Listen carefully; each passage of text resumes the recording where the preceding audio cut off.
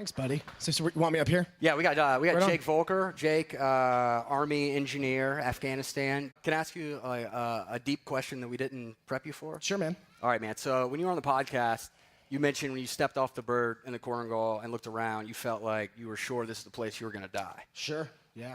Can you talk about that a little bit? Like what was it particular about the Korengal that was so intimidating? So you're completely surrounded. So just like look at it from a pure perspective of the way bullets fly.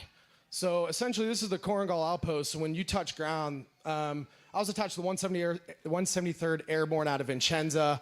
I'm a Bragg airborne guy. I got attached to him as kind of an engineer element to be able to build some of these places. But if you look, it's impossible to hold this ground. Essentially, what you've got is you've got a big valley where you can just point a whole bunch of big guns right down in you.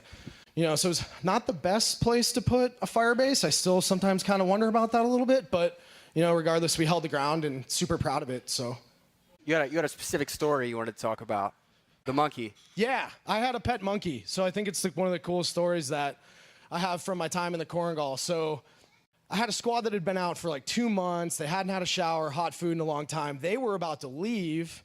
And then my squad that was resetting was on their way up. And I'm sitting there waiting because I'm about to brief this new NCO, this new sergeant that's about to come in. And he's going to essentially go, he's going to come on, he's going to take over what we were doing. So the helicopter lands, he's not on it. My whole squad isn't on it. So I grab that radio, 23-year-old lieutenant just ready to just dive down that guy's throat. And he's like, sir, I will explain when I get there. Another day, ring route, the helicopters are coming around. He pops down and he goes, sir, let's get off this LZ and I will explain. It's also my birthday.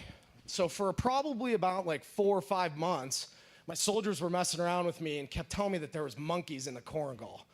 And it became this big joke that the LT wants to see a monkey, when in reality, all of my soldiers were really just messing with me because I was a brand new butter bar. So, all right, whatever. He gets off, he pulls me off the LZ, and he goes, sir, we got you your birthday present. He opens up his rucksack, and he pulls this big ball of fur out of it and sets it down on the ground. He goes, happy birthday, sir, we got you a monkey. So I'm like, okay, great. So you got me a pet monkey. That's real great, but why weren't you on the ring route? Let's get back to work. He's like, sir, we tried to bring the monkey on a leash, but the flight chief wouldn't let us get in on the bird. And I was like, all right. He's like, so we grabbed Private Jones. We had him lie about not being able to sleep. The doc gave him a bunch of Ambien, so we drugged the monkey and stuck him in a rucksack, and we brought him out to you and like, happy birthday, sir. So it's like the best story I have. We still talk about it. So that's like my claim to fame. I'm pretty happy about it. He was a good little fella. Awesome, Jake. Thanks so much, man. We really appreciate you. That was quick, man. Yeah. Thank you. Yeah. Right on. Thanks, buddy.